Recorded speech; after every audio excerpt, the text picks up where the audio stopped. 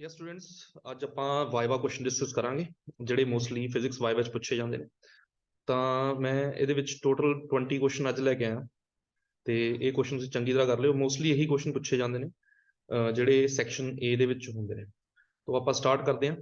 First of all we start with this. ਪਹਿਲਾ question ਹੈ on the basis of metre bridge which kind of wire is used in meter bridge। ਇਹ commonly question ਹੈ ਜਿਹੜਾ ਬਾਰ-ਬਾਰ ਪੁੱਛਿਆ ਜਾਂਦਾ। ਤਾਂ ਜਿਹੜੀ ਜਦੋਂ ਅਸੀਂ ਮੀਟਰ ਬ੍ਰਿਜ ਦੀ ਗੱਲ ਕਰਦੇ ਹਾਂ ਤਾਂ ਮੀਟਰ ਬ੍ਰਿਜ ਦੀ ਜਿਹੜੀ ਕੰਸਟਰਕਸ਼ਨ ਹੈ ਉਹਦੇ 'ਚ ਇੱਕ ਵੂਡਨ ਪਲੈਂਕ ਹੁੰਦਾ ਜਿਹਦੇ ਉੱਪਰ 1 ਮੀਟਰ ਦੀ ਰੋਡ ਲੱਗੀ ਹੁੰਦੀ ਹੈ। ਉਸ ਤੋਂ ਬਾਅਦ ਇੱਥੇ ਆਪਣੇ ਕੋਲੇ ਮੈਟਲ ਸਿਪਸ ਲੱਗੀਆਂ ਹੁੰਦੀਆਂ ਨੇ ਸਾਈਡਾਂ ਤੇ, ਦੋਨੋਂ ਸਾਈਡ ਤੇ। ਮੈਟਲ ਸਟ੍ਰਿਪ ਦੇ ਸੈਂਟਰ ਤੇ ਇੱਕ ਚੀਜ਼ ਹੋਰ ਲੱਗੀ ਹੁੰਦੀ ਹੈ, ਇੱਥੇ ਆਪਣੇ ਕੋਲੇ ਹੁੰਦਾ ਰੈਜ਼ਿਸਟੈਂਸ ਬਾਕਸ। ਠੀਕ ਹੈ, ਆਹ ਰੈਜ਼ਿਸਟੈਂਸ ਬਾਕਸ ਹੋ ਗਿਆ ਤੇ ਇੱਥੇ ਆਪਣੇ ਕੋਲੇ ਅਨਨੋਨ ਰੈਜ਼ਿਸਟੈਂਸ ਹੁੰਦਾ ਜਿਹੜਾ ਆਪਾਂ ਫਾਈਂਡ ਕਰਨਾ, ਐਕਸ ਮੰਨ ਲਓ, ਉਹਨੂੰ ਆਪਾਂ ਕੁਝ ਵੀ ਮੰਨ ਸਕਦੇ। ਤੇ ਇੱਥੋਂ ਗੈਲਵੇਨੋਮੀਟਰ ਤੋਂ ਬਾਅਦ ਫਿਰ ਇੱਥੇ ਜੌਕੀ ਇੱਥੇ ਅਸੀਂ ਸਲਾਈਡ ਕੀਤੀ ਹੁੰਦੀ ਹੈ। ਹੁਣ ਆਹ ਜਿਹੜੀ ਵਾਇਰ ਹੈ ਜਿਹਦੇ ਉੱਪਰ ਜੌਕੀ ਨੂੰ ਸਲਾਈਡ ਕੀਤਾ ਜਾਂਦਾ, ਉਹ ਪੁੱਛਦੇ ਨੇ ਕਿ ਉਹ ਕਿਹੜੇ ਮਟੀਰੀਅਲ ਦੀ ਹੁੰਦੀ ਹੈ। ਉਹ ਆਪਣੇ ਕੋਲੇ ਹੁੰਦਾ ਅਲੋਏ। ਠੀਕ ਹੈ, ਇਹ ਹੁੰਦਾ ਆਪਣੇ ਕੋਲੇ ਅਲੋਏ। ਬੇਸਿਕਲੀ ਅਲੋਏ ਇਹ ਜਿਹੜਾ ਹੈ ਇਹਦੀ ਕੰਪੋਜੀਸ਼ਨ ਕੀ ਹੁੰਦੀ ਹੈ, ਜੇ ਅਗਰ ਅਸੀਂ ਕਨਸਟੈਂਟਨ ਦੀ ਗੱਲ ਕਰਦੇ ਹਾਂ ਤਾਂ ਜਿਹੜਾ ਕਨਸਟੈਂਟਨ ਹੈ ਇਹਦੇ 'ਚ ਆਪਣੇ ਕੋਲੇ ਸਿਰਫ ਦੋ ਚੀਜ਼ਾਂ ਹੁੰਦੀਆਂ ਨੇ, ਕਾਪਰ ਤੇ ਨਿਕਲ। ਠੀਕ ਹੈ, ਕਨਸਟੈਂਟਨ 'ਚ ਕੰਪੋਜੀਸ਼ਨ ਹੁੰਦੀ ਕਾਪਰ ਨਿਕਲ ਦੀ। ਜਦੋਂ ਅਸੀਂ ਮੈਗਨੀਜ਼ ਦੀ ਗੱਲ ਕਰਦੇ ਹਾਂ ਦੋ ਚੀਜ਼ਾਂ, ਕਾਪਰ ਨਿਕਲ ਤਾਂ ਹੁੰਦਾ ਹੀ ਹੁੰਦਾ, ਕਾਪਰ ਨਿਕਲ, ਇਹ 'ਚ ਮੈਗਨੀਜ਼ ਹੁੰਦਾ ਨਾਲ। ਠੀਕ ਹੈ, ਤੋ ਇਹਦੇ 'ਚ ਇਹ ਤਿੰਨ ਚੀਜ਼ਾਂ ਹੁੰਦੀਆਂ ਨੇ, ਕਾਪਰ, ਨਿਕਲ ਐਂਡ ਮੈਗਨੀਜ਼। ਮੈਗਨਨ ਦੇ ਵਿੱਚ ਇਹ ਅਲੋਏ ਹੁੰਦੇ ਨੇ, ਅਲੋਏ। ਤੇ ਅਗਰ ਆਪਣੇ ਕੋਲ ਇਹ ਨਾ ਹੋਵੇ ਤਾਂ ਇੱਕ ਯੂਰੇਕਾ ਹੁੰਦੀ ਹੈ ਵਾਇਰ, ਉਹ ਵੀ ਅਸੀਂ ਯੂਜ਼ ਕਰ ਸਕਦੇ ਹਾਂ। ਅਗਰ ਯੂਰੇਕਾ ਵੀ ਨਾ ਮਿਲੇ ਫਿਰ ਅਸੀਂ ਯੂਜ਼ ਕਰ ਸਕਦੇ ਹਾਂ ਨਾਈਕ੍ਰੋਮ। ਤਾਂ ਇਹ ਚਾਰ ਚੀਜ਼ਾਂ ਯੂਜ਼ ਹੋ ਸਕਦੀਆਂ ਨੇ। ਤਾਂ ਜਿਹੜੀ ਵਾਇਰ ਅਸੀਂ ਯੂਜ਼ ਕਰਦੇ ਹਾਂ ਉਹ ਕਨਸਟੈਂਟਨ ਹੋ ਸਕਦੀ ਹੈ, ਮੈਗਨੀਨ ਹੋ ਸਕਦੀ ਆ, ਅਗਰ ਇਹ ਨਾ ਅਵੇਲੇਬਲ ਯੂਰੇਕਾ ਹੋ ਸਕਦੀ ਹੈ ਜਾਂ ਨਾਈਕ੍ਰੋਮ ਹੋ ਸਕਦੀ, ਸਾਰੇ ਅਲੋਏ ਨੇ ਇਹ। ਹੁਣ ਉਸ ਤੋਂ ਬਾਅਦ ਨੈਕਸਟ ਕੁਐਸਚਨ ਆਉਂਦਾ ਹੈ ਕਿ ਅਸੀਂ ਇਹ ਜਿਹੜੀ ਵਾਇਰ 'ਚ ਇਹ ਯੂਜ਼ ਕਰਦੇ ਹਾਂ, ਇਹ ਕਿਉਂ ਹੀ ਕਰਦੇ ਹਾਂ। ਇਹ ਅਸੀਂ ਯੂਜ਼ ਕਰਦੇ ਹਾਂ ਇੱਥੇ ਅਲੋਏ। ਹੁਣ ਅਲੋਏ ਯੂਜ਼ ਕਰਨ ਦਾ ਪਰਪਸ ਕੀ ਹੁੰਦਾ ਹੈ ਕਿ ਜਿਹੜੀ ਦੀ ਅਲਫਾ ਦੀ ਵੈਲਿਊ ਹੁੰਦੀ ਹੈ ਉਹ ਹੁੰਦੀ ਹੈ ਪੋਜ਼ਿਟਿਵ, ਬਟ ਇਹ ਸਮੌਲ ਹੁੰਦੀ ਹੈ। ਠੀਕ ਹੈ, ਅਲਫਾ ਪੋਜ਼ਿਟਿਵ ਹੁੰਦਾ ਹੈ ਬਟ ਇਹ ਬਹੁਤ ਸਮੌਲ ਹੁੰਦਾ ਹੈ। ਹੁਣ ਆਉਂਦਾ ਕਿ ਅਲਫਾ ਕੀ ਹੁੰਦਾ, ਅਲਫਾ ਹੁੰਦਾ ਟੈਂਪਰੇਚਰ ਕੋਫੀਸ਼ੀਐਂਟ ਆਫ ਰੈਜ਼ਿਸਟੈਂਸ। ਇੱਥੇ ਲਿਖਿਆ ਹੋਇਆ ਦੇਖੋ ਮੈਂ, ਤੋ ਅਲਫਾ ਕੀ ਹੁੰਦਾ, ਅਲਫਾ ਹੁੰਦਾ ਟੈਂਪਰੇਚਰ ਕੋਫੀਸ਼ੀਐਂਟ ਆਫ ਰੈਜ਼ਿਸਟੈਂਸ। ਹੁਣ ਅਗਰ ਅਸੀਂ ਇਹਦੀ ਗੱਲ ਕਰੀਏ ਤਾਂ ਇਹ ਕੀ ਹੋਏਗਾ, ਇਹਦਾ ਇੱਕ ਜਨਰਲ ਜਿਹਾ ਫਾਰਮੂਲਾ ਹੁੰਦਾ ਕਿ ਅਗਰ ਮੰਨ ਲਓ ਕਿ ਰਾਈਜ਼ ਇਨ ਟੈਂਪਰੇਚਰ, ਜਿਹੜਾ ਨਿਊ ਟੈਂਪਰੇਚਰ ਨੂੰ ਮੈਂ R1 ਮੰਨ ਲੈਣਾ, ਤਾਂ ਇਹ ਡਿਪੈਂਡ ਕਰਦਾ ਹੁੰਦਾ ਇਨੀਸ਼ੀਅਲ ਟੈਂਪਰੇਚਰ ਕਿੰਨਾ ਹੈ ਤੇ ਨਾਲ ਆਉਂਦਾ ਟੈਂਪਰੇਚਰ ਡਿਫਰੈਂਸ, ਉਹਨੂੰ ਅਸੀਂ ਡੈਲਟਾ ਥੀਟਾ ਮੰਨ ਲੈਂਦੇ ਮੰਨ ਲਓ ਨਾ। ਤੋ ਅਗਰ ਅਸੀਂ ਇਹਨੂੰ ਰਿਮੂਵ ਕਰੀਏ ਤਾਂ ਇੱਥੇ ਕਾਂਸਟੈਂਟ ਲੱਗੇਗਾ, ਉਹ ਅਲਫਾ ਹੋ ਗਿਆ, ਇਹਨੂੰ ਅਸੀਂ R0 ਕਰ ਦਿੰਦੇ, ਇਹਨੂੰ ਅਸੀਂ ਡੈਲਟਾ ਥੀਟਾ ਕਰ ਦਿੰਦੇ। ਤਾਂ ਇਹ ਚੋਂ ਜਿਹੜੀ ਅਲਫਾ ਦੀ ਵੈਲਿਊ ਹੁੰਦੀ ਹੈ ਇਹ ਆਪਣੇ ਕੋਲ ਆਉਂਦੀ ਹੈ ਜਿਹੜਾ ਚੇਂਜ ਹੁੰਦਾ, change in resistance delta R। ਤੋ ਇੱਥੇ ਵੀ ਮੈਨੂੰ ਡੈਲਟਾ 1 ਕਰ ਦੇਣਾ। ਤਾਂ ਆਹ ਜਿਹੜੀ ਵੈਲਿਊ ਅਲਫਾ ਆਉਂਦੀ ਹੈ ਇਹ ਆਪਣੇ ਕੋਲ ਹੁੰਦਾ change in resistance. Change in resistance ਦਾ ਮਤਲਬ ਹੁੰਦਾ ਵੀ ਇਨੀਸ਼ੀਅਲ ਰੈਜ਼ਿਸਟੈਂਸ ਕਿੰਨਾ ਸੀ, ਮੰਨ ਲਓ R ਮਾਈਨਸ R0। ਠੀਕ ਹੈ, R ਡੈਸ਼ ਮਾਈਨਸ R0 ਮੈਂ ਲਿਖਤਾ, ਓਵਰ ਕਿੰਨਾ ਆਏਗਾ ਆਪਣੇ ਕੋਲ, ਓਵਰ ਆ ਗਿਆ ਡੈਲਟਾ ਥੀਟਾ। ਇਹ ਆਪਣੇ ਕੋਲੇ ਫਾਰਮੂਲਾ ਬਣਦਾ ਹੈ ਟੈਂਪਰੇਚਰ ਕੋਫੀਸ਼ੀਐਂਟ ਦਾ। ਹੁਣ ਜਿਹੜਾ R ਡੈਸ਼ ਹੈ, R ਡੈਸ਼ ਹੈ ਰੈਜ਼ਿਸਟੈਂਸ ਐਟ ਟੈਂਪਰੇਚਰ ਮੰਨ ਲਓ ਥੀਟਾ ਡੈਸ਼, ਤੇ R0 ਰੈਜ਼ਿਸਟੈਂਸ ਹੈ ਐਟ ਟੈਂਪਰੇਚਰ ਥੀਟਾ ਨੋਟ। ਹੁਣ ਓਬਵੀਅਸਲੀ ਜਿਹੜਾ ਫਾਈਨਲ ਟੈਂਪਰੇਚਰ ਆ ਉਹ ਪਹਿਲੇ ਤੋਂ ਜ਼ਿਆਦਾ ਹੋਏਗਾ, ਤਾਂ ਜਿਹੜੀ ਰੈਜ਼ਿਸਟੈਂਸ ਹੋਏਗੀ ਉਹ ਵੀ ਜ਼ਿਆਦਾ ਹੋਏਗੀ ਇਨੀਸ਼ੀਅਲ ਨਾਲੋਂ। ਤਾਂ ਇਹਦਾ ਮਤਲਬ ਇਹ ਹੈ, ਅਗਰ ਮੈਂ ਸਿੰਪਲ ਦੱਸਾਂ ਤਾਂ ਜਿਸ ਤਰ੍ਹਾਂ ਟੈਂਪਰੇਚਰ ਵੱਧਦਾ ਹੈ ਉਦਾਂ ਅਗਰ ਟੈਂਪਰੇਚਰ ਵਧਣ ਦੇ ਨਾਲ ਅਗਰ ਰੈਜ਼ਿਸਟੈਂਸ ਕਿਸੇ ਵੀ ਮਟੀਰੀਅਲ ਦਾ ਵੱਧਦਾ ਹੈ ਤਾਂ ਫਿਰ ਉਹਦੇ ਲਈ ਅਲਫਾ ਦੀ ਵੈਲਿਊ ਕੀ ਹੋਏਗੀ, ਉਹਦੇ ਲਈ ਅਲਫਾ ਦੀ ਵੈਲਿਊ ਪੋਜ਼ਿਟਿਵ ਹੋ ਜਾਂਦੀ ਹੈ। ਤਾਂ ਜਿਸ ਤਰ੍ਹਾਂ ਅਗਰ ਆਪਾਂ ਕਹੀਏ ਕਿ ਟੈਂਪਰੇਚਰ ਵਧਣ ਨਾਲ ਅਗਰ ਰੈਜ਼ਿਸਟੈਂਸ ਵੱਧਦਾ ਹੈ ਤਾਂ ਫਿਰ ਅਲਫਾ ਕੀ ਆਏਗਾ, ਅਲਫਾ ਆ ਜਾਏਗਾ ਪੋਜ਼ਿਟਿਵ। ਠੀਕ ਹੈ, ਇਹ ਕਿਹੜੇ ਕੇਸ ਹੁੰਦਾ ਹੈ, ਇਹ ਕੇਸ ਹੁੰਦਾ ਕੰਡਕਟਰ ਦੇ ਕੇਸ 'ਚ। ਇਹ ਕੰਡਕਟਰ ਦੇ ਕੇਸ 'ਚ ਹੁੰਦਾ ਹੈ। ਤਾਂ ਟੈਂਪਰੇਚਰ ਵਧਾਉਣ ਨਾਲ ਜਿਹੜਾ ਰੈਜ਼ਿਸਟੈਂਸ ਹੈ ਨਾ ਉਹਦੇ 'ਚ ਆਲਮੋਸਟ ਕੋਈ ਇਫੈਕਟ ਨਹੀਂ ਪੈਂਦਾ, ਆਲਮੋਸਟ ਕਹਿ ਸਕਦੇ ਆਪਾਂ ਕਿ ਜ਼ਿਆਦਾ ਫਰਕ ਨਹੀਂ ਪੈਂਦਾ। ਕਾਹਦੇ 'ਚ, ਇਨ ਕੇਸ ਆਫ ਅਲੋਏ, ਅਲੋਇਜ਼ 'ਚ ਜ਼ਿਆਦਾ ਫਰਕ ਨਹੀਂ ਪੈਂਦਾ। ਤਾਂ ਹੀ ਅਸੀਂ ਕਹਿੰਦੇ ਵੀ ਅਲਫਾ ਦੀ ਵੈਲਿਊ ਜ਼ੀਰੋ ਵੀ ਨਹੀਂ ਹੁੰਦੀ, ਹੁੰਦੀ ਉਹ ਪੋਜ਼ਿਟਿਵ ਵੈਲਿਊ ਹੈ ਪਰ ਉਹ ਬਹੁਤ ਘੱਟ ਹੁੰਦੀ ਹੈ, ਯਾਨੀ ਕਿ ਟੈਂਪਰੇਚਰ ਵੇਰੀਏਸ਼ਨ ਨਾਲ ਇਹਦੇ ਰੈਜ਼ਿਸਟੈਂਸ ਜ਼ਿਆਦਾ ਫਰਕ ਨਹੀਂ ਪੈਂਦਾ, ਤਾਂ ਕਰਕੇ ਅਸੀਂ ਯੂਜ਼ ਕਰਦੇ ਹਾਂ। ਅੱਛਾ, ਇੱਕ ਚੀਜ਼ ਹੋਰ ਆਉਂਦੀ ਹੈ, ਅਲਫਾ ਦੀ ਵੈਲਿਊ ਨੈਗੇਟਿਵ ਕਿਹਦੇ ਲਈ ਹੁੰਦੀ ਹੈ, ਇਹ ਹੁੰਦੀ ਹੈ ਸੈਮੀ ਕੰਡਕਟਰ ਲਈ। ਕਿਉਂਕਿ ਸੈਮੀਕੰਡਕਟਰ 'ਚ ਕੀ ਹੁੰਦਾ ਹੈ ਕਿ ਅਗਰ ਅਸੀਂ ਟੈਂਪਰੇਚਰ ਵਧਾਈਏ ਤਾਂ ਉਹਨਾਂ ਦਾ ਰੈਜ਼ਿਸਟੈਂਸ ਘਟਦਾ ਹੈ, ਉਹਨਾਂ 'ਚ ਉਲਟਾ ਟ੍ਰੈਂਡ ਚੱਲਦਾ ਹੈ ਸੈਮੀਕੰਡਕਟਰ ਦੇ ਕੇਸ 'ਚ। ਤਾਂ ਇਹ ਆਪਣੇ ਕੋਲ ਇਹਦਾ ਹੋ ਗਿਆ ਵੀ ਅਸੀਂ ਇਹਨੂੰ ਕਿਉਂ ਯੂਜ਼ ਕਰਦੇ ਹਾਂ। ਉਸ ਤੋਂ ਬਾਅਦ ਮੀਟਰ ਬ੍ਰਿਜ ਜਿਹੜੀ ਵਾਇਰ ਹੈ ਇਹਦੀ ਲੈਂਥ ਕਿੰਨੀ ਹੁੰਦੀ ਹੈ, ਇਹਦੀ ਲੈਂਥ ਹੁੰਦੀ ਹੈ 1 ਮੀਟਰ, ਠੀਕ ਹੈ। ਜਿਹੜੀ ਸਾਈਡ ਤੇ ਤੁਸੀਂ ਬੈਟਰੀ ਦਾ ਪੋਜ਼ਿਟਿਵ ਕਨੈਕਟ ਕਰ ਦੋਗੇ ਉਧਰੋਂ ਅਸੀਂ ਜੋਕੀ ਦੂਸਰੇ ਵਾਲੇ ਪਾਸੇ ਨੂੰ ਲੈ ਕੇ ਜਾਣੀ ਹੁੰਦੀ ਹੈ, ਬਿਕੋਜ਼ ਜਿੱਥੇ ਬੈਟਰੀ ਦਾ ਜਿਹੜੀ ਸਾਈਡ ਤੇ ਬੈਟਰੀ ਦਾ ਪੋਜ਼ਿਟਿਵ ਹੋਏਗਾ ਉਹ ਆਪਣੇ ਕੋਲੇ ਹੋ ਜਾਏਗਾ ਹਾਈ ਪੋਟੈਂਸ਼ੀਅਲ ਦੇ, ਤੇ ਅਸੀਂ ਮੂਵ ਕਰਨਾ ਹੁੰਦਾ from high potential to low potential. ਚਲੋ ਉਸ ਤੋਂ ਬਾਅਦ ਆਪਣੇ ਕੋਲ ਆ ਗਿਆ ਕਿ ਟੈਂਪਰੇਚਰ ਕੋਫੀਸ਼ੀਐਂਟ, ਇਹ ਤੁਹਾਨੂੰ ਦੱਸ ਦਿੱਤਾ। ਇਹਦਾ ਮਤਲਬ ਇਹ ਹੁੰਦਾ ਹੈ ਕਿ ਟੈਂਪਰੇਚਰ ਦਾ ਕਿਸੇ ਗਿਵਨ ਮਟੀਰੀਅਲ ਦੇ ਉੱਪਰ ਰੈਜ਼ਿਸਟੈਂਸ ਦਾ ਕੀ ਫਰਕ ਪੈ ਰਿਹਾ। ਤਾਂ ਅਲਫਾ ਉਹਦੀ ਵੈਲਿਊ ਦੱਸਦਾ ਹੈ ਕਿ ਟੈਂਪਰੇਚਰ ਦੇ ਨਾਲ ਉਹਦਾ ਰੈਜ਼ਿਸਟੈਂਸ ਵਧੇਗਾ ਜਾਂ ਘਟੇਗਾ ਜਾਂ ਨਹੀਂ ਕੋਈ ਫਰਕ ਪਏਗਾ। ਉਹ ਆਪਾਂ ਨੂੰ ਟੈਂਪਰੇਚਰ ਕੋਫੀਸ਼ੀਐਂਟ ਆਫ ਰੈਜ਼ਿਸਟੈਂਸ ਦੱਸਦਾ, ਇਹਦਾ ਇੱਕ ਸਿੰਪਲ ਜਿਹਾ ਰਿਲੇਸ਼ਨ ਹੁੰਦਾ। ਉਸ ਤੋਂ ਬਾਅਦ ਆਉਂਦੀ ਹੈ ਕਿ why metallic strips are used in metre bridge, ਕਿ ਆ ਮੀਟਰ ਬ੍ਰਿਜ ਜਿਹੜੇ ਕਨੈਕਸ਼ਨ ਦੇਣ ਲਈ ਸੀ ਆ ਜਿਹੜੀਆਂ ਸਟ੍ਰਿਪਸ ਲਾਈਆਂ ਹੁੰਦੀਆਂ ਨੇ ਸਾਈਡਾਂ ਤੇ, ਇਹ ਮੈਟਲ ਦੀਆਂ ਕਿਉਂ ਲਾਈਆਂ ਹੁੰਦੀਆਂ ਨੇ, ਅਸੀਂ ਤੇ ਵਾਇਰ ਕਿਉਂ ਨਹੀਂ ਲਗਾ ਦਿੰਦੇ। ਹੁਣ ਇਹਦੇ 'ਚ ਇਹ ਆਉਂਦਾ ਹੈ ਸਾਡਾ ਕੰਮ ਕੀ ਹੁੰਦਾ, ਮੀਟਰ ਬ੍ਰਿਜ ਯੂਜ਼ ਹੁੰਦਾ ਅਨਨੋਨ ਰੈਜ਼ਿਸਟੈਂਸ ਫਾਈਂਡ ਕਰਨ ਦੇ ਲਈ, ਠੀਕ ਹੈ। ਹੁਣ ਅਨਨੋਨ ਰੈਜ਼ਿਸਟੈਂਸ ਅਸੀਂ ਫਾਈਂਡ ਕਰਨਾ ਹੈ ਤੇ ਅਸੀਂ ਅਗਰ ਕਨੈਕਸ਼ਨ ਜਿਹੜੇ ਲਗਾਣੇ ਨੇ ਉਹ ਵਾਇਰ ਨਾਲ ਲਗਾ ਦਾਂਗੇ ਤਾਂ ਵਾਇਰ ਦਾ ਡਾਇਆਮੀਟਰ ਘੱਟ ਹੋਏਗਾ ਤੇ ਲੈਂਥ ਜ਼ਿਆਦਾ ਹੋ ਜਾਏਗੀ। ਅਗਰ ਉਹਦੀ ਲੈਂਥ ਜ਼ਿਆਦਾ ਹੋ ਗਈ ਤਾਂ ਉਹ ਜਿਹੜੀ ਵਾਇਰ ਹੈ ਉਹਦਾ ਰੈਜ਼ਿਸਟੈਂਸ ਵੀ ਅਨਨੋਨ ਰੈਜ਼ਿਸਟੈਂਸ 'ਚ ਐਡ ਹੋ ਜਾਏਗਾ। ਤਾਂ ਉਸ ਕਰਕੇ ਇਹਲੇ ਇਫੈਕਟ ਨੂੰ ਐਲੀਮੀਨੇਟ ਕਰਨ ਲਈ ਇੱਥੇ ਮੈਟਲ ਸਟ੍ਰਿਪਸ ਲਾਈਆਂ ਜਾਂਦੇ ਨੇ। ਕਿਉਂ? ਕਿਉਂਕਿ ਜਦੋਂ ਏਰੀਆ ਵੱਧ ਜਾਂਦਾ ਹੈ ਤਾਂ ਜਿਹੜਾ ਰੈਜ਼ਿਸਟੈਂਸ ਹੈ ਉਹ ਘਟ ਜਾਂਦਾ ਹੈ, ਕਿਉਂਕਿ ਜਿਹੜਾ ਰੈਜ਼ਿਸਟੈਂਸ ਹੈ ਉਹ ਕੀ ਹੁੰਦਾ, ਰੈਜ਼ਿਸਟੈਂਸ ਇਜ਼ ਇਕੁਅਲ ਟੂ ਰੋ ਐਲ ਓਵਰ ਏ, ਠੀਕ ਹੈ। ਤਾਂ ਇਹਦਾ ਮਤਲਬ ਹੈ ਇੱਥੇ ਕੀ ਹੋਇਆ, ਏਰੀਆ ਵੱਧ ਗਿਆ। ਤਾਂ ਏਰੀਆ ਜਦੋਂ ਵਧਿਆ ਤਾਂ ਉਹਦੀ ਰੈਜ਼ਿਸਟੈਂਸ ਘਟ ਗਈ, ਕਿਉਂਕਿ ਲੈਂਥ ਤਾਂ ਆਪਾਂ ਨੇ ਉਨੀ ਕੀ ਯੂਜ਼ ਕਰਨੀ। ਤਾਂ ਇਹ ਕਨਸੈਪਟ ਦੇ ਲਈ ਇੱਥੇ ਮੈਟਲ ਸਟ੍ਰਿਪਸ ਲਾਈਆਂ ਹੁੰਦੀਆਂ ਨੇ ਤਾਂ ਕਿ ਜਿਹੜੇ ਕਨੈਕਸ਼ਨ ਲਈ ਜਿਹੜੀਆਂ ਚੀਜ਼ਾਂ ਯੂਜ਼ ਕੀਤੀਆਂ ਨੇ ਉਹਦਾ ਰੈਜ਼ਿਸਟੈਂਸ ਜਿਹੜਾ ਉਹ ਅਨਨੋਨ ਰੈਜ਼ਿਸਟੈਂਸ ਨੂੰ ਅਫੈਕਟ ਨਾ ਕਰੇ। ਅੱਛਾ, ਉਸ ਤੋਂ ਬਾਅਦ ਆਉਂਦਾ ਹੈ ਕਿ ਮੀਟਰ ਬ੍ਰਿਜ ਦਾ ਪ੍ਰਿੰਸੀਪਲ ਕੀ ਹੁੰਦਾ ਹੈ। ਜਿਹੜਾ ਮੀਟਰ ਬ੍ਰਿਜ ਹੈ ਜਾਂ ਇਹਨੂੰ ਅਸੀਂ ਸਲਾਈਡ ਵਾਇਰ ਬ੍ਰਿਜ ਵੀ ਕਹਿ ਦਿੰਦੇ ਹਾਂ, ਇਹ ਪ੍ਰੈਕਟੀਕਲ ਫਾਰਮ ਹੈ। ਪ੍ਰੈਕਟੀਕਲ ਫਾਰਮ ਕਾਹਦੀ ਹੈ? ਇਹ ਪ੍ਰੈਕਟੀਕਲ ਫਾਰਮ ਹੈ ਵੀਟਸਟੋਨ ਬ੍ਰਿਜ ਦੀ। ਹੁਣ ਅਗਰ ਅਸੀਂ ਵੀਟਸਟੋਨ ਬ੍ਰਿਜ ਦੀ ਗੱਲ ਕਰਦੇ ਹਾਂ ਤਾਂ ਵੀਟਸਟੋਨ ਬ੍ਰਿਜ ਜਿਹੜਾ ਆਪਣੇ ਕੋਲ, ਉਹਦੇ 'ਚ ਅਸੀਂ ਇਹ ਕੀਤਾ ਸੀ ਕਿ ਅਸੀਂ ਇੱਕ ਬ੍ਰਿਜ ਬਣਾਇਆ ਸੀ। ਬ੍ਰਿਜ ਦੇ ਵਿੱਚ ਗੈਲਵੈਨੋਮੀਟਰ ਜਦੋਂ ਨਲ ਡਿਫਲੈਕਸ਼ਨ ਦਿੰਦਾ ਤਾਂ ਅਸੀਂ ਇਹ ਕਹਿ ਦਿੰਦੇ ਹਾਂ ਕਿ ਜਿਹੜਾ ਬ੍ਰਿਜ ਹੈ ਉਹ ਬੈਲੈਂਸ ਹੋ ਜਾਂਦਾ ਹੈ। ਤਾਂ ਉਹ ਉਸ ਕੇਸ 'ਚ ਕੀ ਹੁੰਦਾ ਸੀ ਕਿ P over Q is equal to R over S। ਇਹ ਕਦੋਂ ਹੁੰਦਾ ਸੀ? ਜਦੋਂ ਗੈਲਵੈਨੋਮੀਟਰ 'ਚ ਜਿਹੜਾ ਕਰੰਟ ਜਾ ਰਿਹਾ 0 ਹੋ ਜਾਂਦਾ ਸੀ।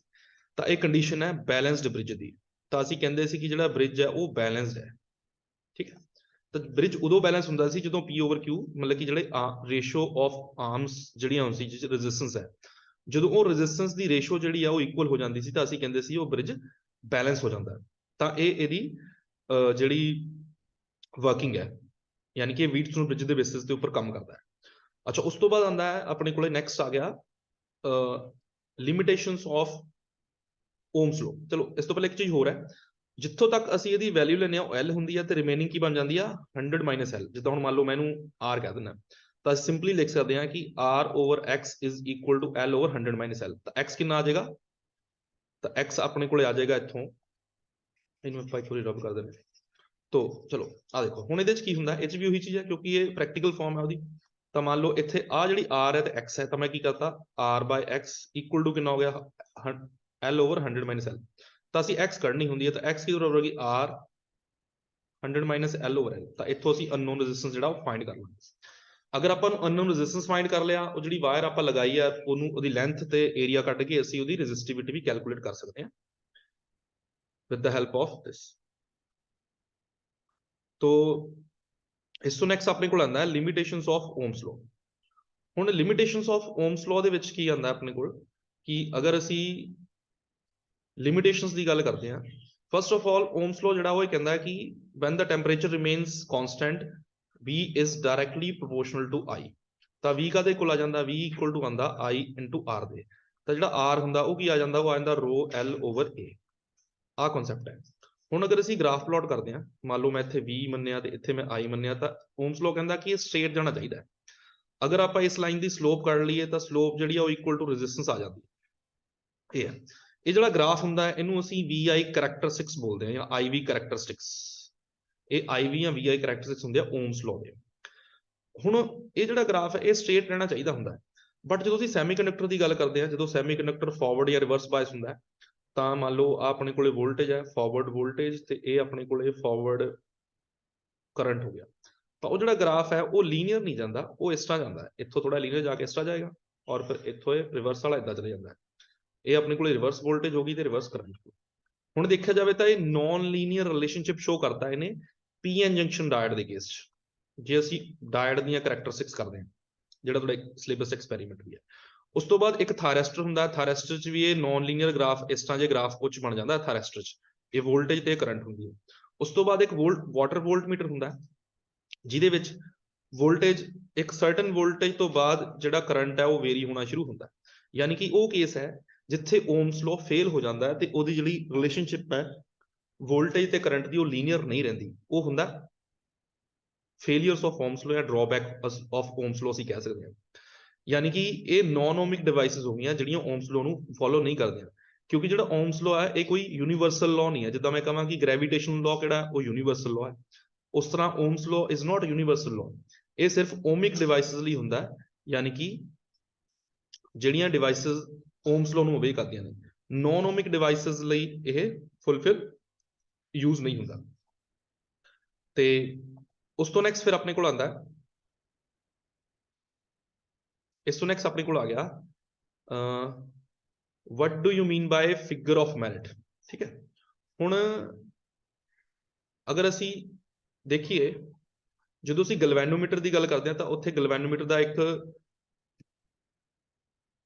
ਕੁਐਸਚਨ ਹੈ, ਸੌਰੀ ਗਲਵੈਨੋਮੀਟਰ ਦਾ ਇੱਕ ਐਕਸਪੈਰੀਮੈਂਟ ਹੈ ਜਿਹੜਾ ਅਸੀਂ ਕਰਦੇ ਹਾਂ। ਉਹ ਜਿਹੜਾ ਐਕਸਪੈਰੀਮੈਂਟ ਹੈ ਉਹ ਆਪਣੇ ਕੋਲ ਇਹ ਹੁੰਦਾ ਹੈ ਕਿ we have to calculate the we have to calculate the resistance of galvanometer with the half deflection method and calculates its figure of merit। ਉਹ 'ਚ ਅਸੀਂ figure of merit ਕੱਢਣੀ ਹੁੰਦੀ ਹੈ ਗਲਵੈਨੋਮੀਟਰ ਦੀ। ਹੁਣ ਅਗਰ ਅਸੀਂ galvanometer the figure of merit ਕੱਢਣੀ ਹੈ ਤਾਂ figure of merit ਦਾ ਮਤਲਬ ਕੀ ਹੁੰਦਾ, ਦੇਖੋ galvanometer the figure of merit ਦਾ ਮਤਲਬ ਇਹ ਹੈ ਕਿ ਕਿੰਨੀ ਕੁ ਕੁਆਂਟੀਟੀ ਆਫ ਕਰੰਟ ਦੀ ਅਸੀਂ ਉਹ 'ਚੋਂ ਫਲੋ ਕਰਵਾਉਣੀ ਹੈ ਕਿ ਗਲਵੈਨੋਮੀਟਰ 1 ਸਕੇਲ ਡਿਫਲੈਕਸ਼ਨ ਦੇ ਦੇਵੇ, ਉਹਨੂੰ ਅਸੀਂ ਬੋਲਦੇ ਹਾਂ ਫਿਗਰ ਆਫ ਮੈਰਿਟ। ਯਾਨੀ ਕਿ the quantity of current required to produce a deflection of 1 division in galvanometer।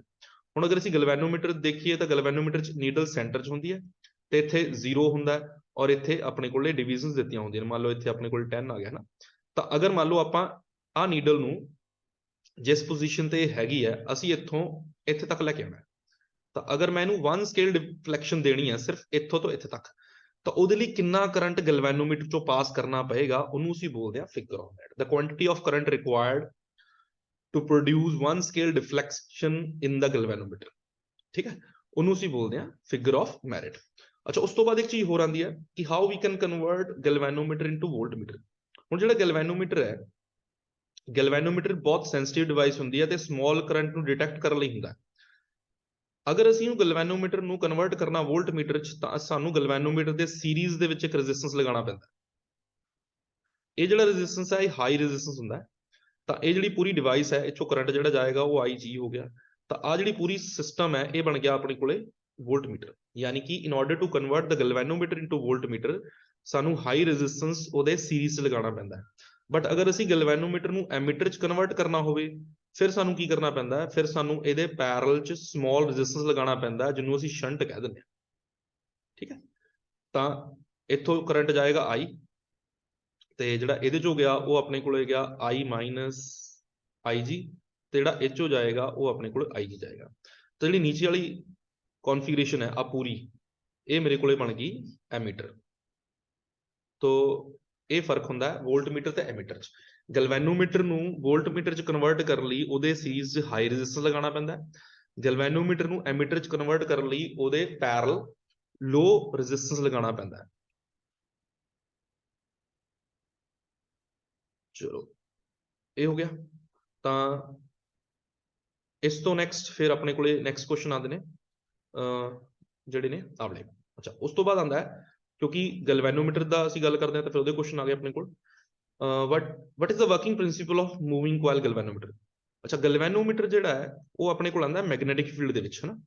ਤਾਂ ਉਹਦੇ 'ਚ ਕੀ ਹੁੰਦਾ ਹੈ ਕਿ ਅਗਰ ਇੱਕ ਆਪਣੇ ਕੋਲੇ ਫਰੇਮ ਹੈ ਕੋਈ ਰੈਕਟੈਂਗੂਲਰ ਫਰੇਮ, ਇਹਦੇ 'ਚੋਂ ਕਰੰਟ ਫਲੋ ਕਰ ਰਿਹਾ, ਅਗਰ ਕਿਸੇ ਰੈਕਟੈਂਗੂਲਰ ਫਰੇਮ 'ਚੋਂ ਕਰੰਟ ਫਲੋ ਕਰ ਰਿਹਾ ਹੋਵੇ ਔਰ ਇਹਦੇ ਉੱਪਰ ਫੀਲਡ ਲੱਗੇਗੀ ਮੈਗਨੈਟਿਕ ਫੀਲਡ, ਤਾਂ ਇਹਦੇ ਤੇ ਲੱਗਦੀ ਆ ਟਾਰਕ, ਠੀਕ ਹੈ। ਤਾਂ ਆਪਣੇ ਕੋਲ ਆ ਜਾਂਦਾ NBIA, ਇੱਥੇ ਹੁੰਦਾ sin 90। ਤਾਂ ਜਿਹੜੀ ਟਾਰਕ ਹੈ ਉਹ ਆਪਣੇ ਕੋਲ ਆਉਂਦੀ ਹੈ NBIA, ਇਹ ਟਾਰਕ ਆ ਜਾਂਦੀ ਹੈ। ਤਾਂ ਇਹਦਾ ਪ੍ਰਿੰਸੀਪਲ ਕੀ ਹੈ? ਇਹਦਾ ਪ੍ਰਿੰਸੀਪਲ ਇਹ ਹੈ, when a current carrying rectangular coil placed in uniform magnetic field it experiences torque, ਤਾਂ ਉਹਦੇ ਉੱਪਰ ਕੀ ਲੱਗਦੀ ਹੈ? ਟਾਰਕ ਲੱਗਦੀ ਹੈ। ਇਹ ਆਪਣੇ ਕੋਲ ਪ੍ਰਿੰਸੀਪਲ ਆ ਗਿਆ ਮੂਵਿੰਗ ਕੋਇਲ ਗੈਲਵੇਨੋਮੀਟਰ ਦਾ। ਅੱਛਾ, ਉਸ ਤੋਂ ਬਾਅਦ ਆਉਂਦਾ ਹੈ what is the significance of radial magnetic field। ਹੁਣ ਜਦੋਂ ਤੁਸੀਂ ਗੈਲਵੇਨੋਮੀਟਰ ਕਰਦੇ ਆ ਤਾਂ ਉਸ ਜਿਹੜੀ ਫੀਲਡ ਹੈ ਨਾ ਉਹ ਰੇਡੀਅਲ ਲਾਈ ਹੁੰਦੀ ਹੈ, ਮਤਲਬ ਕਿ ਇਸ ਤਰ੍ਹਾਂ ਕਰਵ ਦੇ ਸ਼ੇਪ ਦੇ ਵਿੱਚ ਅਸੀਂ ਜਿਹੜੇ ਪੋਲ ਪੀਸ ਆਫ ਮੈਗਨੇਟ ਨੂੰ ਰੱਖਿਆ ਹੁੰਦਾ ਇਦਾਂ। ਹੁਣ ਇਹਦਾ ਕੀ ਸਿਗਨੀਫੀਕੈਂਸ ਹੈ? ਇਹਦਾ ਸਿਗਨੀਫੀਕੈਂਸ ਇਹ ਹੈ ਕਿ ਜਦੋਂ ਕੋਇਲ 'ਚ ਰੋਟੇਟ ਕਰਦੀ ਹੈ ਤਾਂ ਕੋਇਲ ਦੇ ਉੱਤੇ ਹਰ ਟਾਈਮ ਜਿਹੜਾ ਟਾਰਕ ਹੈ ਉਹ ਕੀ ਐਕਟ ਕਰਦੀ ਹੈ? ਉਹ ਐਕਟ ਕਰਦੀ ਹੈ ਮੈਕਸਿਮਮ, ਬਿਕੋਜ਼ ਜਿਹੜੀ ਮੈਗਨੈਟਿਕ ਫੀਲਡ ਹੁੰਦੀ ਹੈ B ਤੇ ਜਿਹੜਾ ਪਲੇਨ ਆਫ ਕੋਇਲ ਆ ਉਹ ਪੈਰਲ ਹੋ ਜਾਂਦੇ ਆ। ਠੀਕ ਹੈ, ਦੇਖੋ ਪਲੇਨ ਆਫ ਕੋਇਲ ਜਿੱਦਾਂ ਆ ਇਹਦਾ ਪਲੇਨ ਹੈ, ਆ ਵੀ ਇੱਧਰ ਨੂੰ ਹੋਏਗਾ ਤੇ ਮੈਗਨੈਟਿਕ ਫੀਲਡ ਵੀ ਇੱਧਰ ਹੋਏਗੀ। This means plane of the coil and the magnetic field both are parallel to each other. ਤਾਂ ਉਹਦੇ ਉੱਪਰ ਜਿਹੜੀ ਟਾਰਕ ਹੈ ਉਹ ਕੀ ਲੱਗ ਜਾਂਦੀ ਹੈ? ਉਹ ਟਾਰਕ ਮੈਕਸਿਮਮ ਲੱਗ ਜਾਂਦੀ ਹੈ। ਤਾਂ ਕਰਕੇ ਉਹਦੇ ਅੰਦਰ ਅਸੀਂ ਰੇਡੀਅਲ ਮੈਗਨੈਟਿਕ ਫੀਲਡ ਯੂਜ਼ ਕਰਦੇ ਹਾਂ। ਉਸ ਤੋਂ ਬਾਅਦ ਆ ਗਿਆ ਵਟ ਇਜ਼ ਸ਼ੰਟ। ਸ਼ੰਟ ਮੈਂ ਤੁਹਾਨੂੰ ਹੁਣੇ ਦੱਸਿਆ ਸੀ, ਸ਼ੰਟ ਉਹ ਸਮਾਲ ਵੈਲਿਊ ਆਫ ਰੈਜ਼ਿਸਟੈਂਸ ਹੈ ਜਿਹੜਾ ਗੈਲਵੇਨੋਮੀਟਰ ਦੇ ਪੈਰਲ ਚ ਕਨੈਕਟ ਕੀਤਾ ਜਾਂਦਾ, ਉਹਨੂੰ ਅਸੀਂ ਸ਼ੰਟ ਕਹਿੰਦੇ ਹਾਂ। ਠੀਕ ਹੈ, ਇਹ ਕੀ ਹੁੰਦਾ? ਲੋ ਰੈਜ਼ਿਸਟੈਂਸ। ਇੱਕ ਲੋ ਰੈਜ਼ਿਸਟੈਂਸ ਹੁੰਦਾ ਜਿਹੜਾ ਗੈਲਵੇਨੋਮੀਟਰ ਦੇ ਪੈਰਲ ਚ ਕਨੈਕਟ ਕੀਤਾ ਜਾਂਦਾ। ਨੈਕਸਟ ਆ ਗਿਆ ਵਟ ਡੂ ਯੂ ਮੀਨ ਬਾਏ ਇੱਥੇ ਆਏਗਾ ਡੈਡ ਬੀਟ ਗੈਲਵੇਨੋਮੀਟਰ। ਠੀਕ ਹੈ, ਇਹਨੂੰ ਰੁਕੋ ਮੈਂ ਰੱਬੀ ਕਰ ਦੂੰਗਾ। ਤਾਂ ਆ ਇੱਥੇ ਇੱਕ ਚੀਜ਼ ਮਿਸਿੰਗ ਹੈ, ਇੱਥੇ ਆਪਣੇ ਕੋਲ ਆਏਗਾ dead beat galvanometer. Dead beat. ਅੱਛਾ, ਹੁਣ ਦੇਖੋ ਕਿ ਜਿਹੜਾ ਅਸੀਂ ਗੈਲਵੇਨੋਮੀਟਰ ਯੂਜ਼ ਕਰਦੇ ਹਾਂ, ਜਿਹੜਾ ਮੂਵਿੰਗ ਕੋਇਲ ਗੈਲਵੇਨੋਮੀਟਰ ਹੁੰਦਾ ਉਹਦੇ 'ਚ ਨਾ ਇੱਕ ਮੈਟੈਲਿਕ ਫਰੇਮ ਲੱਗਿਆ ਹੁੰਦਾ ਹੈ। ਉਹ ਜਿਹੜਾ ਨॉन ਮੈਗਨੈਟਿਕ ਮੈਟੈਲਿਕ ਫਰੇਮ ਹੈ ਜਿਹਦੇ ਉੱਪਰ ਅਸੀਂ ਵਾਇਰ ਨੂੰ ਵਾਈਂਡ ਕੀਤਾ ਹੁੰਦਾ ਹੈ ਇਸ ਤਰ੍ਹਾਂ, ਉਹ ਜਿਹੜਾ ਫਰੇਮ ਹੈ ਜਦੋਂ ਉਹ ਮੈਗਨੈਟਿਕ ਫੀਲਡ 'ਚ ਮੂਵ ਕਰਦਾ ਤਾਂ ਉਹਦੇ 'ਚ ਐਡੀ ਕਰੰਟ ਪ੍ਰੋਡਿਊਸ ਹੁੰਦੇ ਨੇ। ਹੁਣ ਉਹ ਜਿਹੜੇ ਐਡੀ ਕਰੰਟ ਪ੍ਰੋਡਿਊਸ ਹੁੰਦੇ ਨੇ ਉਹ ਕੀ ਕਰਦੇ ਨੇ ਕਿ ਜਿਹੜੀ ਕਰੰਟ ਐਡੀ ਕਰੰਟ ਹੁਣ ਜਿਹੜੇ ਐਡੀ ਕਰੰਟ ਪ੍ਰੋਡਿਊਸ ਹੁੰਦੇ ਨੇ, ਇੱਕ ਤਾਂ ਅਸੀਂ ਬਾਹਰੋਂ ਫੀਲਡ ਅਪਲਾਈ ਕੀਤੀ ਸੀ, ਮੰਨ ਲਓ ਜਿਹੜੀ ਬਾਹਰੋਂ ਫੀਲਡ ਅਪਲਾਈ ਕੀਤੀ ਹੈ ਉਹਨੇ ਇਹਦੇ ਉੱਪਰ ਟਾਰਕ ਪ੍ਰੋਡਿਊਸ ਕੀਤੀ ਆਵਲੀ। ਠੀਕ ਹੈ, ਇਹ ਆਪਣੇ ਕੋਲੇ ਹੋ ਗਈ ਡਿਫਲੈਕਟਿੰਗ ਟਾਰਕ। ਇਹ ਡਿਫਲੈਕਟਿੰਗ ਟਾਰਕ ਹੋ ਗਈ, ਇਹਨੂੰ ਮੈਂ ਟਾਓ ਡਿਫਲੈਕਟਿੰਗ ਬੋਲਦਾ। ਤਾਂ ਜਦੋਂ ਡਿਫਲੈਕਟਿੰਗ ਟਾਰਕ ਪ੍ਰੋਡਿਊਸ ਹੁੰਦੀ ਹੈ ਤਾਂ ਫਰੇਮ ਜਿਹੜਾ ਉਹ ਰੋਟੇਟ ਕਰਦਾ ਹੈ। ਜਦੋਂ ਫਰੇਮ ਮੈਗਨੈਟਿਕ ਫੀਲਡ ਦੇ ਅੰਦਰ ਰੋਟੇਟ ਕਰਦਾ ਤਾਂ ਇਹਦੇ 'ਚ ਕਰੰਟ ਪ੍ਰੋਡਿਊਸ ਹੁੰਦੇ ਨੇ ਇਹਦਾ ਸਰਕੂਲੇਟਿੰਗ ਨੇਚਰ ਦੇ। ਉਹ ਜਿਹੜਾ ਸਰਕੂਲੇਟਿੰਗ ਨੇਚਰ ਦਾ ਕਰੰਟ ਹੁੰਦਾ ਹੈ ਉਹ ਐਡੀ ਕਰੰਟ ਪ੍ਰੋਡਿਊਸ ਹੁੰਦਾ ਹੈ। ਤਾਂ ਉਹ ਜਿਹੜੀ ਟਾਰਕ ਪ੍ਰੋਡਿਊਸ ਕਰਦਾ ਹੈ ਉਹ ਇਹਦੇ ਤੋਂ ਆਪੋਜ਼ਿਟ ਪ੍ਰੋਡਿਊਸ ਕਰਦਾ ਹੈ। ਠੀਕ ਹੈ, ਜਿਹੜੀ ਕਰੰਟ ਫਲੋ ਹੋਣ ਦੇ ਕਰਕੇ ਜਿਹੜੀ ਵਾਇਰ ਦੇ ਵਿੱਚ ਕਰੰਟ ਫਲੋ ਕਰਦਾ ਹੈ, ਇੱਕ ਉਹਦੇ ਕਰਕੇ ਟਾਰਕ ਲੱਗੀ, ਇੱਕ ਐਡੀ ਕਰੰਟ ਦੇ ਕਰਕੇ ਐਡੀ ਕਰੰਟ ਇਹਨੂੰ ਉਸ ਤੋਂ ਰਿਵਰਸ ਰੋਟੇਟ ਕਰਵਾਉਂਦਾ ਹੈ, ਯਾਨੀ ਕਿ ਦੋਨੋਂ ਟਾਰਕ ਕੀ ਹੋ ਜਾਂਦੀਆਂ ਨੇ? ਇਕੁਅਲ ਹੋ ਜਾਂਦੀਆਂ ਨੇ। ਤਾਂ ਇਹ ਇੱਕ ਸਿੰਪਲ ਇੱਕ ਲੀਨੀਅਰ ਰੀਡਿੰਗ ਦੇ ਦਿੰਦਾ, ਯਾਨੀ ਕਿ ਰੀਡਿੰਗ ਫਲਕਚੁਏਟ ਨਹੀਂ ਕਰਦੀ ਉਹ। ਤਾਂ ਕਰਕੇ ਅਸੀਂ ਇਹਨੂੰ ਬੋਲਦੇ ਹਾਂ ਡੈਡ ਬੀਟ ਗੈਲਵੇਨੋਮੀਟਰ। ਠੀਕ ਹੈ, ਇਹ ਐਡੀ ਕਰੰਟ ਦੇ ਕਰਕੇ ਹੁੰਦਾ। ਹੁਣ ਇਹ ਹੁੰਦਾ ਕਿ ਐਡੀ ਕਰੰਟ ਹੁੰਦਾ ਕੀ ਹੈ? ਅਗਰ ਤਾਂ ਮੈਂ ਇੱਕ ਸਿੰਪਲ ਵਾਇਰ ਦੀ ਗੱਲ ਕਰਾਂ, ਇਹਦੇ ਉੱਪਰ ਜਿਹੜੀ ਬੀ ਲੱਗੇਗੀ, ਮੰਨ ਲਓ ਕੋਇਲ ਹੈ ਨਾ, ਕੋਇਲ ਦੇ ਉੱਪਰ ਮੈਗਨੈਟਿਕ ਫੀਲਡ ਜਿਹੜੀ ਉਹ ਚੇਂਜ ਹੋ ਰਹੀ ਹੈ, ਯਾਨੀ ਕਿ ਮੈਗਨੈਟਿਕ ਫਲਕਸ। ਤਾਂ ਫਿਰ ਜਿਹੜਾ ਇਹਦੇ 'ਚ ਕਰੰਟ ਪ੍ਰੋਡਿਊਸ ਹੋਏਗਾ ਉਹਨੂੰ ਅਸੀਂ ਬੋਲਦੇ ਹਾਂ ਇੰਡਿਊਸਡ ਕਰੰਟ। ਬਟ ਅਗਰ ਆਪਣੇ ਕੋਲੇ ਵਾਇਰ ਦੀ ਫਾਰਮ 'ਚ ਨਹੀਂ ਹੈ, ਕੋਈ ਮੈਟੈਲਿਕ ਪੀਸ ਹੈ, ਕੋਈ ਪਲੇਟ ਹੋ ਸਕਦੀ ਹੈ, ਕੋਈ ਵੋਲਿਊਮ ਵਾਲਾ ਪੋਰਸ਼ਨ ਹੋ ਸਕਦਾ ਹੈ, ਅਗਰ ਇਹਦੇ ਉੱਪਰ ਮੈਗਨੈਟਿਕ ਫਲਕਸ ਪਏਗੀ ਜਿਹੜੀ ਚੇਂਜ ਹੋਏਗੀ, ਠੀਕ ਹੈ, ਮੈਗਨੈਟਿਕ ਫਲਕਸ ਅਗਰ ਇਹਦੇ ਉੱਪਰ ਚੇਂਜ ਹੋਏਗੀ ਤਾਂ ਇਹ 'ਚ ਐਡੀ ਕਰੰਟ ਪ੍ਰੋਡਿਊਸ ਹੁੰਦੇ ਆ। ਹੁਣ ਐਡੀ ਕਰੰਟ ਹੈ ਇੱਕ ਤਰ੍ਹਾਂ ਦਾ ਇੰਡਿਊਸਡ ਕਰੰਟ ਹੀ, ਕਿਉਂਕਿ ਇਹ ਸਰਕੂਲੇਟਿੰਗ ਨੇਚਰ ਦੇ ਹੁੰਦੇ ਨੇ, ਇਹਨੂੰ ਵਰਲਿੰਗ ਕਰੰਟ ਜਾਂ ਸਰਕੂਲੇਟਿੰਗ ਕਰੰਟ ਵੀ ਕਿਹਾ ਜਾਂਦਾ ਹੈ ਇੰਡਿਊਸਡ ਕਰੰਟ। ਬਟ ਇਹ ਕੀ ਹੈ? ਬਲਕ ਪੀਸ ਆਫ ਮੈਟਰ 'ਚ ਪ੍ਰੋਡਿਊਸ ਹੁੰਦੀ। ਜਦੋਂ ਇਹ ਕਰੰਟ ਵਾਇਰ 'ਚ ਪ੍ਰੋਡਿਊਸ ਹੁੰਦਾ ਤਾਂ ਅਸੀਂ ਇਹਨੂੰ ਸਿੰਪਲ ਇੰਡਿਊਸਡ ਕਰੰਟ ਕਹਿ ਦਿੰਦੇ ਹਾਂ। ਠੀਕ ਹੈ, ਹੁਣ ਉਸ ਤੋਂ ਬਾਅਦ ਆਉਂਦਾ ਆਪਣੇ ਕੋਲੇ what is the difference between resistance and resistivity. ਦੇਖੋ ਰੈਜ਼ਿਸਟੈਂਸ ਕੀ ਹੁੰਦਾ? ਰੈਜ਼ਿਸਟੈਂਸ ਦਾ R which is equal to rho L over A। ਹੁਣ A ਤੇ L ਕੀ ਹੈ? ਡਾਇਮੈਂਸ਼ਨਸ, ਯਾਨੀ ਕਿ ਡਾਇਮੈਂਸ਼ਨਸ ਆਫ ਕੰਡਕਟਰ। ਹੁਣ ਡਾਇਮੈਂਸ਼ਨ ਦਾ ਮਤਲਬ ਕੀ ਹੈ? ਅਗਰ ਲੈਂਥ ਚੇਂਜ ਹੋਏਗੀ ਜਾਂ ਏਰੀਆ ਚੇਂਜ ਹੋਏਗਾ ਤਾਂ ਕੀ ਚੇਂਜ ਹੋਏਗਾ? R will change.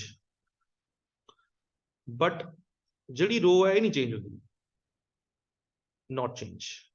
ਕਿਉਂ? ਕਿਉਂਕਿ ਇਹ ਡਿਪੈਂਡ ਕਰਦੀ ਹੈ ਨੇਚਰ ਦੇ ਉੱਪਰ, ਨੇਚਰ ਆਫ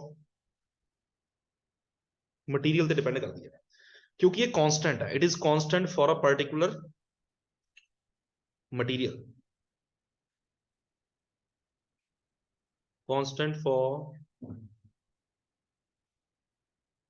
पार्टिकुलर मेटल कह लो। ठीक है, ਤਾਂ ਪਾਰਟੀਕੂਲਰ ਮੈਟਲ ਲਈ ਰੋ ਕਾਂਸਟੈਂਟ ਹੁੰਦੀ ਹੈ ਤੇ ਰੋ ਨੂੰ ਹੀ ਬੋਲਦੇ ਆ ਰੈਜ਼ਿਸਟਿਵਿਟੀ ਜਾਂ ਰੋ ਨੂੰ ਹੀ ਬੋਲਦੇ ਆ ਸਪੈਸਿਫਿਕ ਰੈਜ਼ਿਸਟੈਂਸ। ਸਪੈਸਿਫਿਕ ਮੀਨਸ ਜਿਹੜੀ ਸਪੈਸਿਫਿਕ ਚੀਜ਼ ਤੇ ਡਿਪੈਂਡ ਕਰੇ। ਅਗਰ ਲੈਂਥ ਚੇਂਜ ਕਰੋਗੇ ਤਾਂ ਰੈਜ਼ਿਸਟੈਂਸ ਚੇਂਜ ਹੋਏਗਾ, ਏਰੀਆ ਚੇਂਜ ਕਰੋਗੇ ਤਾਂ ਰੈਜ਼ਿਸਟੈਂਸ ਚੇਂਜ ਹੋਏਗਾ, ਬਟ ਉਹਦੇ ਨਾਲ ਰੈਜ਼ਿਸਟਿਵਿਟੀ ਚੇਂਜ ਨਹੀਂ ਹੋਏਗੀ। ਬਟ ਅਗਰ ਟੈਂਪਰੇਚਰ ਚੇਂਜ ਹੋਏਗਾ ਫਿਰ ਆਰ ਵੀ ਚੇਂਜ ਹੋਏਗਾ ਤੇ ਰੋ ਵੀ ਚੇਂਜ ਹੋਏਗੀ, ਬਸ ਇੰਨਾ ਫਰਕ ਹੈ। ਤਾਂ ਇਹ ਫਰਕ ਹੁੰਦਾ ਰੈਜ਼ਿਸਟੈਂਸ ਐਂਡ ਰੈਜ਼ਿਸਟਿਵਿਟੀ। ਰੈਜ਼ਿਸਟਿਵਿਟੀ ਡਾਇਮੈਂਸ਼ਨਸ ਦੇ ਉੱਪਰ ਡਿਪੈਂਡ ਨਹੀਂ ਕਰਦੀ। ਚਲੋ ਉਸ ਤੋਂ ਬਾਅਦ ਫਿਰ ਨੈਕਸਟ ਕੁਐਸਚਨ ਆ ਜਾਂਦੇ ਆ ਹੋਰ। ਹਾਂਜੀ, why is the null point in metre bridge will be between 40 and 60 centimetre. ਦੇਖੋ ਹੁਣ 40 and 60 ਸੈਂਟੀਮੀਟਰ ਦੇ ਵਿੱਚ ਮੀਟਰ ਬ੍ਰਿਜ ਕਿਉਂ ਹੁੰਦਾ ਹੈ? ਕਿਉਂਕਿ ਮੀਟਰ ਬ੍ਰਿਜ ਜਿਹੜਾ ਹੈ ਉਹ ਬੈਲੈਂਸਡ ਵੀਟਸਟੋਨ ਬ੍ਰਿਜ ਦੀ ਕਨਸੈਪਟ ਦੇ ਉੱਪਰ ਹੈ। ਹੁਣ ਅਗਰ ਮੀਟਰ ਬ੍ਰਿਜ ਦੀ ਜਿਹੜੀ ਵਾਇਰ ਹੈ, ਜਿਹੜੀ ਅਸੀਂ ਉੱਥੇ ਵਾਇਰ ਯੂਜ਼ ਕਰਦੇ ਹਾਂ 1 ਮੀਟਰ ਦੀ, ਜਿਹੜਾ ਨਲ ਪੁਆਇੰਟ ਹੈ ਅਗਰ ਉਹ ਮੰਨ ਲਓ ਮਿਡ ਵੇ ਚ ਆ ਰਿਹਾ, ਯਾਨੀ ਕਿ ਜਦੋਂ ਗਲਵੈਨੋਮੀਟਰ ਕੀ ਦੇਗਾ, ਜ਼ੀਰੋ ਡਿਫਲੈਕਸ਼ਨ ਹੈ ਨਾ। ਤਾਂ ਅਗਰ ਉਹ ਮਿਡ ਵੇ ਚ ਆ ਰਿਹਾ, ਇਹਦਾ ਮਤਲਬ ਹੈ ਉਸ ਟਾਈਮ ਦੇ ਉੱਪਰ ਜਿਹੜਾ ਮੀਟਰ ਬ੍ਰਿਜ ਹੈ ਇਹ ਮੋਰ ਸੈਂਸਿਟਿਵ ਹੋਏਗਾ, ਯਾਨੀ ਕਿ ਉਸ ਟਾਈਮ ਤੇ ਰੀਡਿੰਗ ਜਿਹੜੀ ਉਹ ਐਕੂਰੇਟ ਆਏਗੀ, ਕਿਉਂਕਿ ਫਿਰ ਉਸ ਟਾਈਮ ਦੇ ਉੱਪਰ ਲੈਂਥ ਵੀ ਇਕੁਅਲ ਬਰਾਬਰ ਹੋਗੀ, ਤਾਂ ਜਿਹੜੇ ਬਾਹਰੋਂ ਅਸੀਂ ਰੈਜ਼ਿਸਟੈਂਸ ਐਡਜਸਟਮੈਂਟ ਕੀਤੇ ਉਹ ਵੀ ਬਰਾਬਰ ਹੋ ਗਏ। ਯਾਨੀ ਕਿ ਅਗਰ ਇਹ ਮਿਡ ਵੇ ਦੇ ਵਿੱਚ ਆ ਰਿਹਾ ਹੈ, ਮਤਲਬ ਕਿ 50 ਇੱਧਰ ਹੋ ਗਿਆ ਤੇ 50 ਇੱਧਰ ਹੋ ਗਿਆ, ਤਾਂ ਰੇਂਜ ਇੱਕ ਡਿਫਾਈਨਡ ਸਪੈਸਿਫਿਕ 40 to 60 ਦੇ ਵਿਚਕਾਰ ਅਗਰ ਤੁਹਾਡਾ ਨਲ ਪੁਆਇੰਟ ਆ ਰਿਹਾ, ਤੁਹਾਡਾ ਆਨਸਰ ਮੋਸਟ ਪ੍ਰੋਬਬਲੀ ਐਕੂਰੇਟ ਹੋਏਗਾ। ਅਗਰ ਉਹ ਆਈ ਮਿਡ ਵੇ ਚ ਰਿਹਾ, ਦਿਸ ਮੀਨਸ ਐਟ ਦੈਟ ਟਾਈਮ ਉਹ ਜਿਹੜਾ ਬ੍ਰਿਜ ਹੈ ਉਹ ਜ਼ਿਆਦਾ ਸੈਂਸਿਟਿਵ ਹੋਏਗਾ, ਕਿਉਂਕਿ ਉਸ ਟਾਈਮ ਦੇ ਉੱਪਰ ਜਿਹੜੀ ਰੇਸ਼ੋ ਹੈ ਆਲਮੋਸਟ ਉਹ ਕੀ ਆ ਜਾਏਗੀ, ਇਕੁਅਲ ਆ ਜਾਏਗੀ ਦੋਨੋਂ ਸਾਈਡਸ। ਉਸ ਤੋਂ ਬਾਅਦ ਆਉਂਦਾ ਆਪਣੇ ਕੋਲੇ what is the difference between voltmeter and ammeter। ਅੱਛਾ, ਐਮੀਟਰ ਕਾਹਦੇ ਲਈ ਚੈੱਕ ਹੁੰਦਾ? ਐਮੀਟਰ ਨਾਲ ਅਸੀਂ ਕਰੰਟ ਚੈੱਕ ਕਰਦੇ ਹਾਂ, ਹੈ ਨਾ, ਤੇ ਵੋਲਟਮੀਟਰ ਨਾਲ ਅਸੀਂ ਚੈੱਕ ਕਰਦੇ ਹਾਂ ਪੋਟੈਂਸ਼ੀਅਲ ਡਿਫਰੈਂਸ। Potential difference. ਅੱਛਾ, ਐਮੀਟਰ ਕੀ ਹੁੰਦਾ? ਆਲਵੇਜ਼ ਇਹ ਸਰਕਟ ਦੇ ਸੀਰੀਜ਼ ਚਲਾਇਆ ਜਾਂਦਾ ਹੈ, ਤੇ ਵੋਲਟਮੀਟਰ ਹਮੇਸ਼ਾ ਸਰਕਟ ਦੇ ਪੈਰਲ ਚ ਲਗਾਇਆ ਜਾਂਦਾ ਹੈ। ਐਮੀਟਰ ਕੀ ਹੈ? ਐਮੀਟਰ ਇੱਕ ਲੋ ਰੈਜ਼ਿਸਟੈਂਸ ਡਿਵਾਈਸ ਹੈ,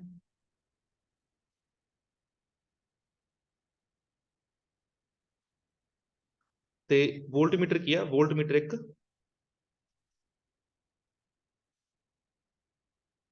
ਹਾਈ ਰੈਜ਼ਿਸਟੈਂਸ ਡਿਵਾਈਸ ਹੈ।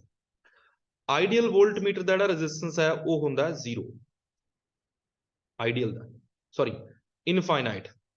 ਤੇ ਆਈਡੀਅਲ ਐਮੀਟਰ ਜਿਹੜਾ ਹੁੰਦਾ ਹੈ, ਆਈਡੀਅਲ ਐਮੀਟਰ, ਉਹਦਾ ਰੈਜ਼ਿਸਟੈਂਸ ਜ਼ੀਰੋ ਹੁੰਦਾ ਹੈ।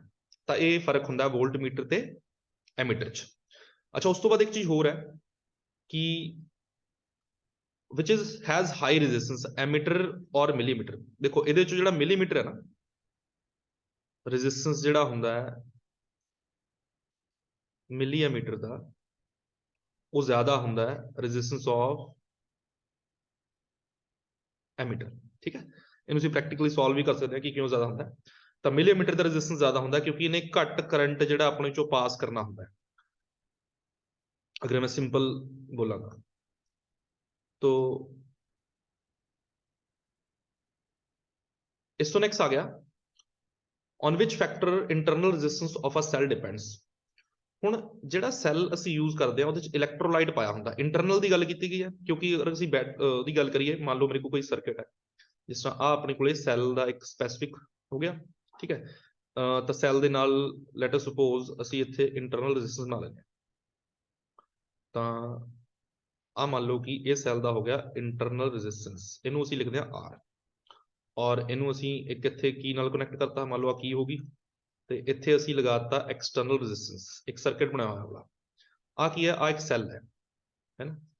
ਤੋ ਇੱਥੇ ਅਸੀਂ ਲਗਾਤਾ ਇੱਕ ਵੋਲਟਮੀਟਰ, ਮੰਨ ਲਓ ਮੈਂ ਇੱਥੇ ਵੋਲਟਮੀਟਰ ਕਨੈਕਟ ਕਰਤਾ, ਇਸ ਆ ਵੋਲਟਮੀਟਰ ਹੋ ਗਿਆ। ਤੋ ਇਹਦੇ ਜਿਹੜਾ ਕਰੰਟ ਫਲੋ ਕਰੇਗਾ ਉਹ ਆ ਡਾਇਰੈਕਸ਼ਨ ਚ ਕਰੰਟ ਫਲੋ ਕਰੇਗਾ ਜਦੋਂ ਇਹ ਕੀ ਕਲੋਜ਼ ਹੋਏਗੀ। ਇਹ ਇੰਟਰਨਲ ਐਕਸਟਰਨਲ ਰੈਜ਼ਿਸਟੈਂਸ ਹੋ ਗਿਆ। ਤਾਂ ਅਗਰ ਮੈਂ ਦੇਖਾਂ ਕਿ ਜਿਹੜੀ EMF ਦੀ ਵੈਲਿਊ ਆਏਗੀ ਉਹ ਮੇਰੇ ਕੋਲ ਆਏਗੀ EMF that is equal to V is equal to ਹੁੰਦਾ ਆਪਣੇ ਕੋਲ IR। ਤੋ ਇਹ ਆਪਣੇ ਕੋਲ ਆ ਗਿਆ V is equals to IR। ਤੇ ਰੁਕੋ ਇੱਕ ਮਿੰਟ, ਠੀਕ ਹੈ, ਦੁਬਾਰਾ ਕਰਦੇ ਆਪਾਂ। ਇੱਥੇ ਆਪਣੇ ਕੋਲ ਇੱਕ ਸੈੱਲ ਹੋ ਗਿਆ, ਸੈੱਲ ਦੇ ਨਾਲ ਅਸੀਂ ਲਗਾਤਾ ਇੰਟਰਨਲ ਰੈਜ਼ਿਸਟੈਂਸ, ਤੋ ਇੱਥੋਂ ਇੱਕ ਲਗਾਤਾ ਅਸੀਂ ਐਕਸਟਰਨਲ ਰੈਜ਼ਿਸਟੈਂਸ, ਔਰ ਫਿਰ ਇੱਥੇ ਅਸੀਂ ਲਗਾਤੀ ਕੀ, ਤੇ ਇੱਥੇ ਅਸੀਂ ਲਗਾਤਾ ਵੋਲਟਮੀਟਰ। ਠੀਕ ਹੈ, आओगी की, यह हो गया सैल। करंट आर डायरेक्शन च फ्लो करेगा। ਹੁਣ ਜਿਹੜਾ ਕਰੰਟ ਹੈ, ਕਰੰਟ ਮੈਕਸਿਮਮ ਕਦੋਂ ਹੋਏਗਾ? ਆਪਾਂ ਨੂੰ ਇਹ ਪਤਾ ਹੈ ਕਿ V ਕਾਹਦੇ ਬਰਾਬਰ ਹੁੰਦਾ? V ਇਜ਼ ਇਕੁਅਲ ਟੂ ਹੁੰਦਾ IR। तो ਜਿਹੜਾ ਇਹ ਚੋਂ ਕਰੰਟ ਫਲੋ ਕਰ ਰਿਹਾ I, ਜਦੋਂ EMF ਦੀ ਗੱਲ ਕਰਦੇ ਆ ਤਾਂ ਆਏਗਾ E over R plus R। ਇਹ ਆਪਣੇ ਕੋਲ ਦੀ ਵੈਲਿਊ ਹੋਣੀ। ਹੁਣ ਇਹ ਜਿਹੜਾ R ਹੈ ਟੋਟਲ ਰੈਜ਼ਿਸਟੈਂਸ, ਕਿਉਂਕਿ ਸੀਰੀਜ਼ ਹੈ ਤਾਂ ਟੋਟਲ ਆਪਣੇ ਕੋਲ ਐਡ ਹੋ ਜਾਏਗਾ। ਹੁਣ ਇਸ ਤੋਂ ਬਾਅਦ ਇਹ ਆਉਂਦੀ ਹੈ ਗੱਲ ਕਿ ਅਗਰ ਤਾਂ ਇਹ ਇੱਥੋਂ ਓਪਨ ਸਰਕਟ ਹੋਏਗਾ ਤਾਂ ਇੱਕ ਫਾਰਮੂਲਾ ਹੁੰਦਾ ਹੈ E is equal to V plus IR। ਠੀਕ ਹੈ, ਜਾਂ ਅਸੀਂ ਲਿਖ ਸਕਦੇ ਹਾਂ V is equal to E minus IR। अगर ओपन सर्किट है तो फिर I कितना हो जाएगा? I 0 हो जाएगा। तो V का होगा V equal to E आ जाएगा। हुण आ जिहड़ी चीज है I into R, ये की है? ये पोटेंशियल ड्रॉप है।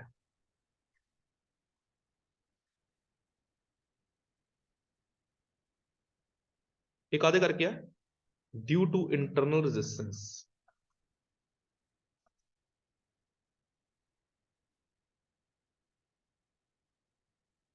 Of cell. सैल का जिहड़ा अंदरला रेजिस्टेंस है, जिहड़ा आयंस दे करके हुंदा है, ये उहदे करके आंदी है। तो E नूं क्या जांदा? EMF। E अपने कोल इत्थे EMF हो गया, EMF ऑफ सैल EMF। ते V नूं बोलिया जांदा टर्मिनल पोटेंशियल डिफरेंस।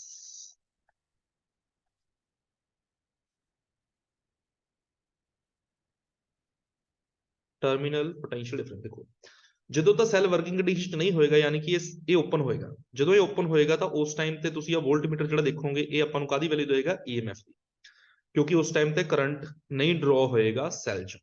ਜਦੋਂ ਕਰੰਟ ਡਰਾ ਹੋਣਾ ਸ਼ੁਰੂ ਹੋ ਗਿਆ ਤਾਂ ਫਿਰ ਉਹ EMF ਨਹੀਂ ਰਹੇਗਾ, ਫਿਰ ਉਹ ਟਰਮੀਨਲ ਪੋਟੈਂਸ਼ੀਅਲ ਡਿਫਰੈਂਸ ਬਣ ਜਾਏਗਾ। ਠੀਕ ਹੈ, ਇਹ ਫਰਕ ਹੈ terminal potential difference and EMF 'ਚ। ਤੇ EMF ਹਮੇਸ਼ਾ ਟਰਮੀਨਲ ਪੋਟੈਂਸ਼ੀਅਲ ਡਿਫਰੈਂਸ ਤੋਂ ਜ਼ਿਆਦਾ ਹੁੰਦਾ ਹੈ। ਕਿਉਂ ਜ਼ਿਆਦਾ ਹੁੰਦਾ ਹੈ? ਕਿਉਂਕਿ ਜਦੋਂ ਕਰੰਟ ਫਲੋ ਕਰੇਗਾ ਤਾਂ ਉਹਦੇ 'ਚ ਕੀ ਆ ਜਾਏਗੀ? ਪੋਟੈਂਸ਼ੀਅਲ ਡ੍ਰੌਪ ਆ ਜਾਏਗੀ। ਕਿਹੜੀ ਪੋਟੈਂਸ਼ੀਅਲ ਡ੍ਰੌਪ? ਆ ਜਿਹੜੀ ਆਪਣੇ ਕੋਲ IR ਲਿਖੀ ਹੋਈ ਹੈ। ਤਾਂ ਹੀ V ਜਿਹੜਾ E ਮਾਈਨਸ IR ਆਇਆ, ਤਾਂ IR ਕੀ ਬਣਿਆ? IR ਬਣ ਗਿਆ ਪੋਟੈਂਸ਼ੀਅਲ ਡ੍ਰੌਪ, ਜਿਹੜੀ ਉਹਦੇ 'ਚ EMF 'ਚੋਂ ਵੈਲਿਊ ਘਟ ਰਹੀ ਹੈ ਇੰਟਰਨਲ ਰੈਜ਼ਿਸਟੈਂਸ ਦੇ ਕਰਕੇ। ਤਾਂ ਆ ਆਪਣੇ ਕੋਲੇ ਇਹਦਾ ਕਨਸੈਪਟ ਆਉਂਦਾ ਹੈ EMF ਇੰਟਰਨਲ ਰੈਜ਼ਿਸਟੈਂਸ ਦਾ। ਤੇ ਹੁਣ ਦੇਖੋ R, ਜਿਹੜੀ R ਹੁੰਦੀ ਹੈ ਨਾ, R ਦਾ ਇੱਕ ਫਾਰਮੂਲਾ ਹੁੰਦਾ ਹੈ E by V minus 1 into R। ਤੇ ਆ E ਕੀ ਆ? E EMF, V terminal potential, R ਕੀ ਹੁੰਦਾ? R ਆਹ ਵਾਲਾ ਰੈਜ਼ਿਸਟੈਂਸ ਹੁੰਦਾ। ਤੇ ਆ R ਦੀ ਵੈਲਿਊ ਹੁੰਦੀ।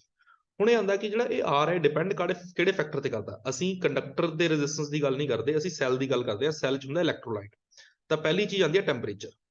ਠੀਕ ਹੈ, ਸਮਾਲ r ਜਿਹੜਾ ਹੈ ਇੰਟਰਨਲ ਰੈਜ਼ਿਸਟੈਂਸ ਸਮਾਲ r, ਇਹ ਕਾਹਦੇ ਉੱਪਰ ਡਿਪੈਂਡ ਕਰਦਾ ਹੈ? ਪਹਿਲਾ ਹੈ ਟੈਂਪਰੇਚਰ। ਆਬਵੀਅਸਲੀ ਟੈਂਪਰੇਚਰ ਵਧਾਓਗੇ ਤਾਂ ਜ਼ਿਆਦਾ ਆਇਨਸ ਫ੍ਰੀ ਹੋਣਗੇ, ਤਾਂ ਉਹ ਘਟੇਗਾ। ਦੂਸਰਾ ਹੁੰਦਾ ਆਪਣੇ ਕੋਲੇ ਨੇਚਰ ਆਫ ਇਲੈਕਟ੍ਰੋਲਾਈਟ। ਅਗਰ ਉਹ ਸਟਰੋਂਗ ਇਲੈਕਟ੍ਰੋਲਾਈਟ ਹੈ ਤੇ ਘੱਟ ਹੋਏਗਾ, ਵੀਕ ਹੈ ਤਾਂ ਜ਼ਿਆਦਾ ਹੋਏਗਾ। थर्ड आंदा है एरिया ऑफ इलेक्ट्रोड्स। ठीक है, चौथा आंदा है सेपरेशन बिटवीन इलेक्ट्रोड्स।